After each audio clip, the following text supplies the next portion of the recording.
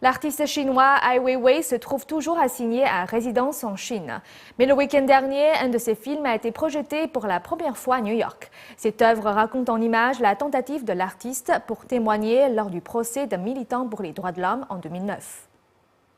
Disturbing the Peace, un film de l'artiste chinois Ai Weiwei, a été projeté samedi dernier au centre télévisuel de la communauté du centre-ville de New York. Cette projection a eu lieu dans le cadre d'une rétrospective du mouvement artistique intitulée Chinaïsme. Cette rétrospective a commencé par la projection de 2 films récompensés sur les conséquences du tremblement de terre de la province de Sichuan en Chine en 2008 qui avait causé la mort de près de 70 000 personnes.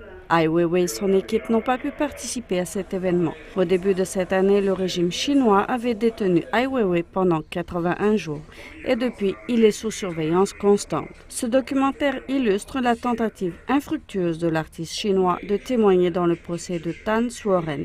Tan est un militant qui a essayé d'enquêter sur l'effondrement des écoles ayant provoqué la mort de milliers d'enfants lors du tremblement de terre du Sichuan. En 2009, ce militant a été condamné à 5 ans de prison. Au début du film, on voit Ai Weiwei en discussion avec les policiers qui viennent d'entrer dans sa chambre d'hôtel à 3 heures du matin. « Vous avez amené tous ces policiers pour me battre? Il m'a frappé.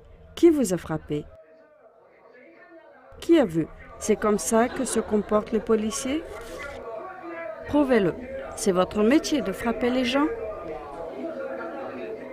C'est admirable de la part de Ai Weiwei. Il force les gens, il force le régime à regarder les choses qu'ils voudraient garder dans l'ombre. Je pense que c'est remarquable de sa part.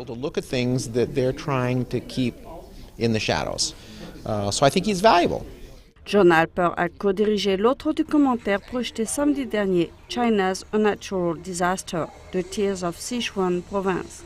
Ce film parle des parents qui ont perdu leurs enfants lors du tremblement de terre. Si nous n'étions pas sur la route ce jour-là et si nous n'avions pas rencontré ses parents, personne n'aurait entendu parler de cette histoire. 10 000 enfants au moins ont trouvé la mort lors du tremblement de terre. La plupart d'entre eux ont été ensevelis sous les ruines de leurs écoles mal construites. Si Alper et son équipe n'avaient pas raconté cette histoire, personne d'autre n'en aurait sans doute parlé. Le régime chinois a tout fait pour empêcher la sortie de ce film. Lorsque les récompenses ont été annoncées, c'était très intéressant. La cérémonie était retransmise en direct sur la télévision officielle et lorsque notre film a été annoncé, ils ont coupé l'image.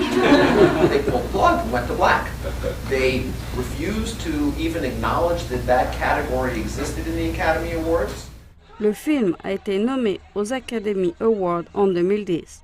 NTD News, New York.